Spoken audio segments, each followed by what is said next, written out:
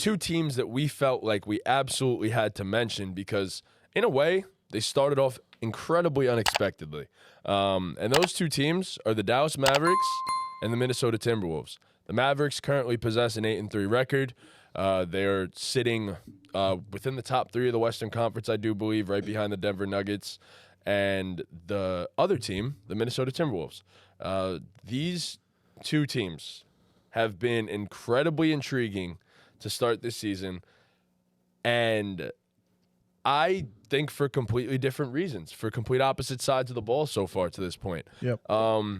So I'll pose the question to you guys. I will ask this. We'll obviously talk about both of them, but whose hot start is more sustainable, the Dallas Mavericks or the Minnesota Timberwolves? Man, it's so tough because, like you said, they're both really good for really different reasons. I'm going to rattle off some stats for the Timberwolves here. They're first in opponents' points per game, 102.9 a game. Third in average scoring margin. Third in opponent paint points per game. That was a tough one. First in opponent effective field goal percentage. First in opponent three-point percentage. First in opponent two-point percentage. They're really good at defense. And it seems like the Rudy Gobert effect is in full effect this season. Just took him, a full season to get it together, but better late than never, I guess. I'm gonna go with the Mavericks, and the thing about Minnesota that we still don't know for sure is Karl Anthony Towns' future. I feel like because he still kind of feels like the odd man out, and I know they need that second scorer to Anthony Edwards to complement him, and he's been unreal this season. Just a complete dog. He's gonna be, if he's not already, he's a superstar. Let's face it. But he's gonna be one of the faces of the league one day. He's a guy you like to root for. He's a guy you love to watch. He competes hard every night, and it seems when he hears people talking shit and the game gets down to the wire, that's the worst thing you could have for Anthony to guard He has Anthony that Edwards. Michael Jordan gene. Absolutely, yeah.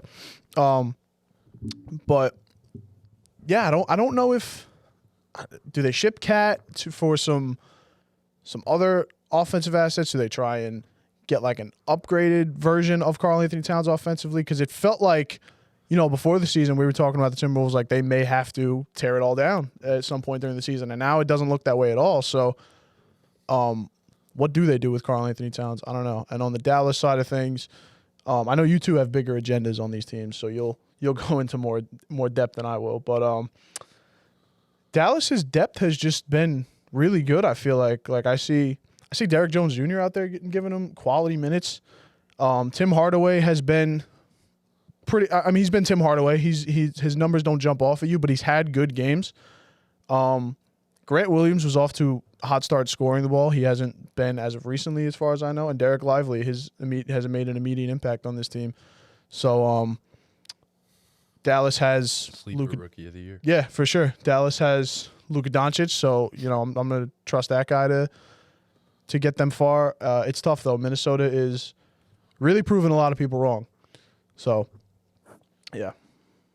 Okay, so I'm going to let Chris go before I fully go, but I will say in response to the one thing that you did mention about Cat, so over his last 4 games, he has averaged upwards of 24 points per game. Efficiently. Okay. Yeah. Efficiently, too. So all 4 of them being wins, obviously, because they're on quite the streak at the current moment. But yeah, so it seems as though they've kind of started to figure out the whole Karl Anthony Towns thing. It was just a slow start to the season. I would just assume this stuff happens.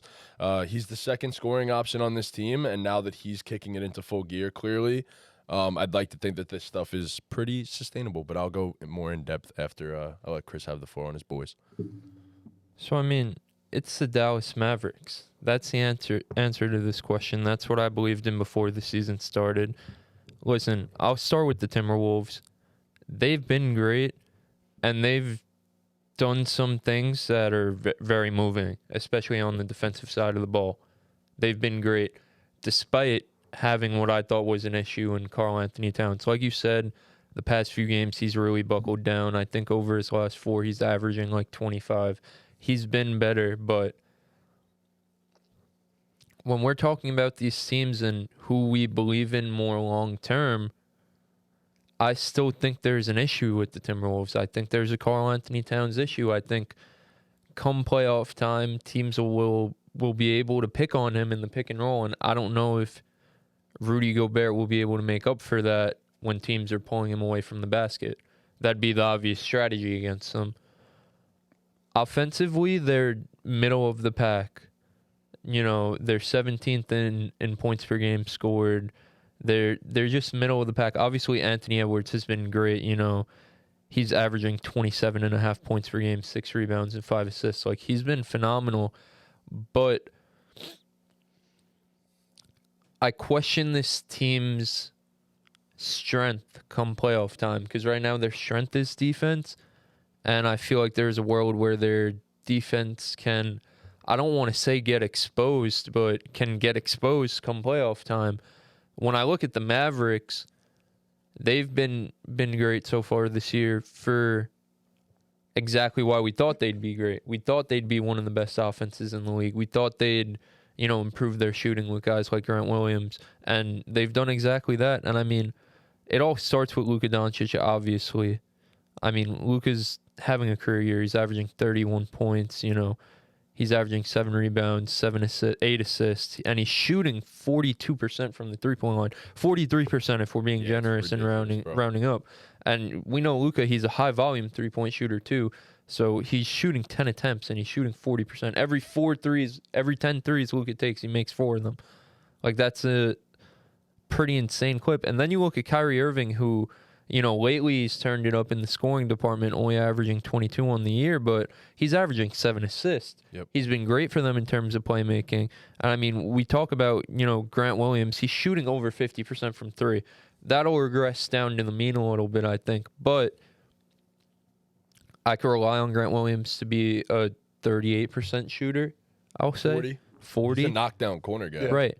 And then you look at Tim Hardaway, who you can make a case he's the 6th man of the year to this point. He's averaging 17.5 points per game. He knows his role. He's going to come in, he's going to jack up shots, and he's going to be pretty damn good at it. You look at a guy like Derek Jones, Derek Lively, these guys are providing you the defense that you didn't have in the past. And then you still have Jaden Hardy and Josh Green in your back pocket, who haven't had great starts to the year so far. If those guys get going, that's where the team gets scary. I mean, you know, you look at their offense, they're second in the league in points, you know, they're first in the league in three-point percentage, or first in attempts, first in three-pointers made. Like, they're going to shoot a lot of threes, and they're going to make a lot of threes, and I think it's sustainable. I think it's sustainable having an offense around Luka where he's doing his thing, having a secondary guy in Kyrie Irving where he's also doing his thing but picking his spots and playmaking when he has to, around 3-and-D guys. And when the 3-and-D guys are making shots, they're scary. So I'm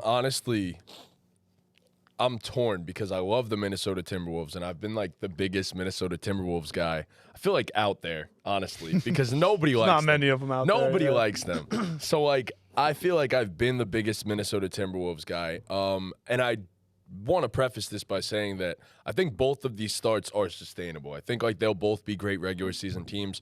We'll see what happens in the playoffs, but I think these two will be successful in the regular season. As you said in the when we were doing the over-unders, you said a lot of people were saying that this Timberwolves team was built for regular season wins. And this is showing. Like, now it's showing. Now we see what can happen when you have a full season to figure things out. You have a full off season to put the pieces together, try to figure it out, see how everything fits, and it's working. The defensive rating, you listed all the stats that I would even need to consider putting out there, so I appreciate you for that. They're the best defense in the NBA, and I don't feel like that's going anywhere. Yes, the whole Karl Anthony Towns at the 4 thing is a little worrisome, but we've already seen that Cat's figured out how to play defense next to Rudy Gobert a little bit. It seems like he's improved his perimeter mobility. Gobert is that elite at erasing things at the rim to the point where like teams are not even attempting the frequency at the rim near as much when Rudy Gobert is in the game. Like, the effect of Rudy Gobert, as you said, seems to be back. The fear of Rudy Gobert seems to be back. I don't know what he did this offseason. I don't know what was different, but it seems as though Defensive Player of the Year level Rudy Gobert is fully back and in full effect at the current moment. Outside of that, if I were to list the rest of the players on this roster, I mean, this has the makings of being a defensive juggernaut. I mean, you're talking about one of the best perimeter defenders in the game and the guy who should have been on an all-defensive team last year in Jaden McDaniels. Not to mention Anthony Edwards looks like he's fully bought in on defense. Mike Conley is still a solid point of attack defender, even though he's 45,000 years old. Accurate. Yeah, I mean, Kyle Anderson, also a good defender, a very heady defender. There aren't many bad defenders on this team in this rotation. So, all in all, I think that is sustainable. What I worry about is shooting for this team, all in all. I don't know if the offense is going to be if it's a top half of the league offense with the defense that they're capable of playing, they will be legit. They will be at the top of the standings in the Western Conference, no doubt about it. But I'm not sure how much I actually believe that Anthony Edwards could just put this burden on his back game after game after game. But if Karl Anthony Towns is going to get going, this team is genuinely scary with the two of them. Yeah. And Rudy Gobert is a role man. But, yeah, I mean, all in all, I like this team a lot. And given that I just said all that, I still think the Mavs' hot start is more sustainable than the Minnesota Timberwolves. But I just wanted to give them the credit where it's due. So my thing with the Timberwolves is, like, trust me, like, I'm a hater. Everyone knows I'm a hater of, like, Rudy Gobert. That's just how it is. But you got to give credit where credit's due, and they're, forming an identity. Like, the defense is sustainable. Yes. Normally when teams get to hot starts defensively rather than offensively, it's more sustainable on that end. So the defense is sustainable. Like, we know what Rudy Gobert's capable of. You've two really good to elite, one's arguably the best perimeter defender in the NBA in Anthony Edwards and Jaden McDaniels. You have another capable guy in Mike Conley. It's just I can't take this team seriously until Cat's off the team. And it's not a Cat thing. I think Cat's a really damn good player, and he provides value to winning basketball. I just don't think it's on this team.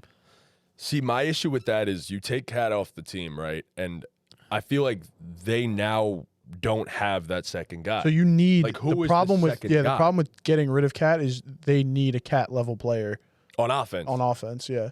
Yeah. Like, so it's going to be hard to get that same production, but from a guy who fits you completely different, if that makes sense. And shout out Naz Reid, bro. Naz Reid's a hooper. Yeah, he's good. That man is a hooper. Well, right. You trade Cat, you get Naz Reid more minutes, and then you get more depth. Then you get guys that could, still score and shoot the ball, but guys who are more versatile defensively. I don't know who has that, but that's the ideal package. I just don't think Karl Anthony Towns and Rudy Gobert could coexist in playoff basketball. I agree with the playoff aspect. Yeah. I'm with you on that. Like, I love Cat. I really do. Cat's a hooper.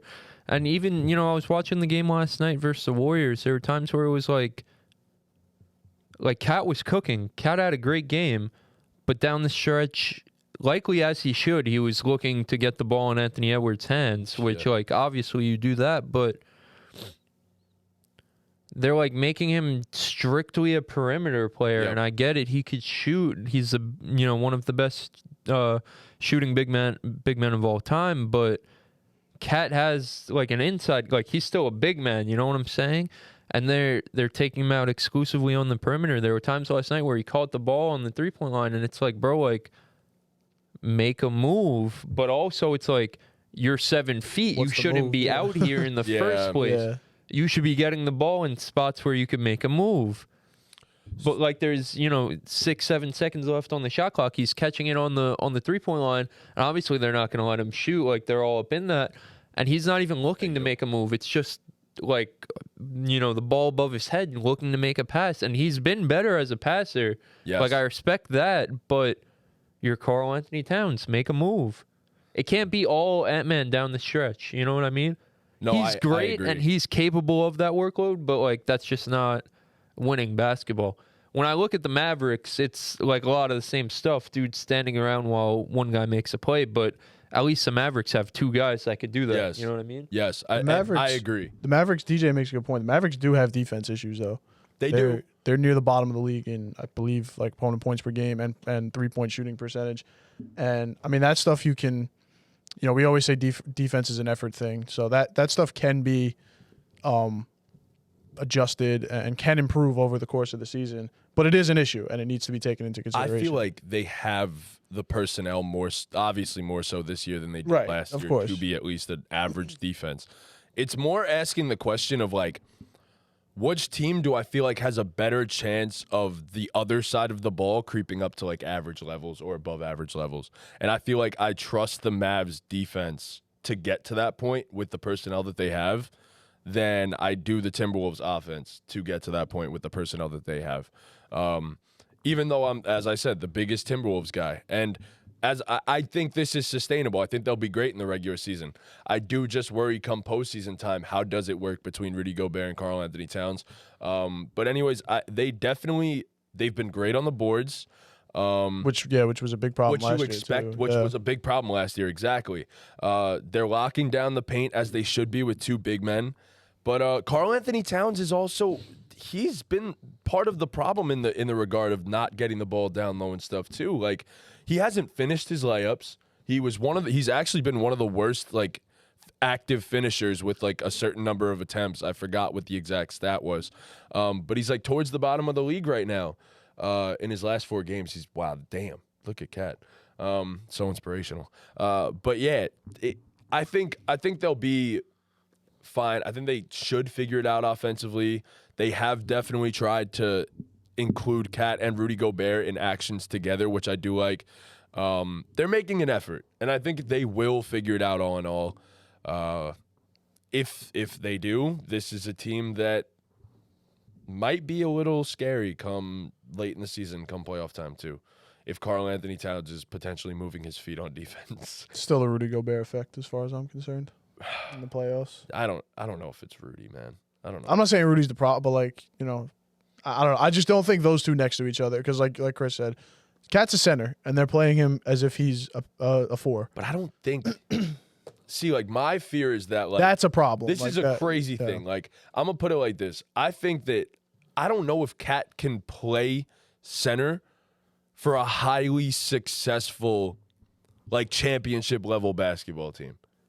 Unless I don't think he can play power forward for them either. I don't either. Yeah, exactly. I don't think So- so either. I agree with you. Unless like he's next to I'll give you an example. He's next to a guy like Bam. Perfect.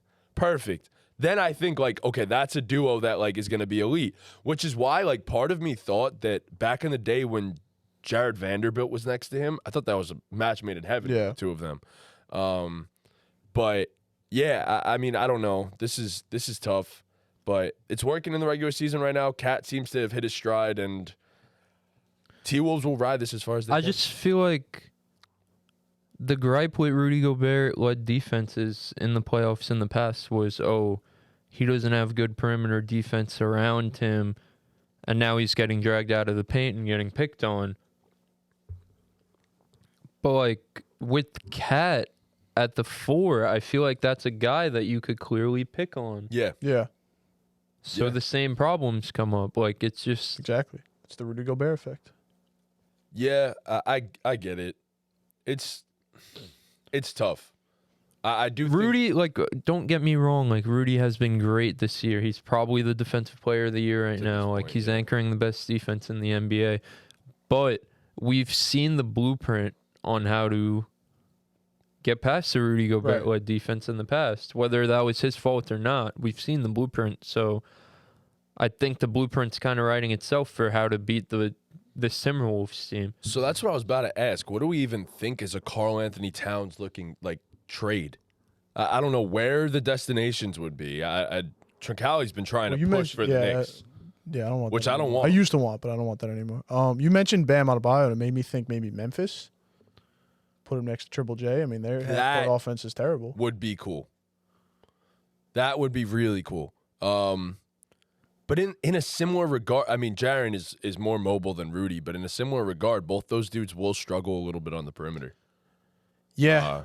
But it might I be see worth what you it mean. to if it fixes And he your can offense. space the floor. Yeah. Jaren can space the floor next too. to one of those dudes who's like a roamer rather than like Rudy's exactly. an elite drop rim protector. Next to a you know? Draymond. Yeah. Would be beautiful. Evan Mobley. Yes. Like something like that. Yes. But It's a lot that's to the ask, thing. but- That's, Yeah. We're talking about specific scenarios here. And how many teams are actually built to have that? Yeah, Cat is a very And niche you player. know damn well he ain't going to the fucking Heat. Because I Jimmy ain't think taking that shit. I think the Cavs could be realistic if they could find a third team for Jared Allen. Yeah. Yeah, I could see I that agree for with sure. That yes, I do agree with that. Because the Cavs are struggling as of Him and Donovan are the boys start too, of the right? season. Yeah, I think Are so. they? Or am I thinking of someone else? I don't Oh know. no, him and Booker are boys. Cat and Yeah. Booker Are are friends. Yeah. From Yeah, Kentucky maybe, days. yeah. Okay. Yeah, the They're good Cavs are friends from Cavs the- are 4-6 right now. So I don't even think it's possible if the Suns could get him. Oh Christ. That'd be hilarious though. They wouldn't be playing no fucking defense over there. But yeah, I don't know. I don't know where Cat could get traded. I don't know what the role players would look like to come back in a Cat trade. But I just don't think a team that like this, if they get rid of Cat, like who's your number 2 now? Like it's Anthony Edwards Exactly. or Buck. That's the whole thing is like you have to get, like I said, you have to get a Cat level talent. You can't just get like future that just assets fits better. or like I don't think you need depth pieces. You need a second reliable scorer behind Anthony Edwards. For sure. Yeah, that's where I'm at with this team too. But it's tough. But hey, they're gonna ride this out for as long as they can. Yeah, I mean, They're gonna be if Cat's successful. giving him 25 a game on efficiency like that, it's going to be hard to Hard to stick pass. with this. Yeah, hard to pass him off. You know. Yeah, I'm with you on that. All right. I'm gonna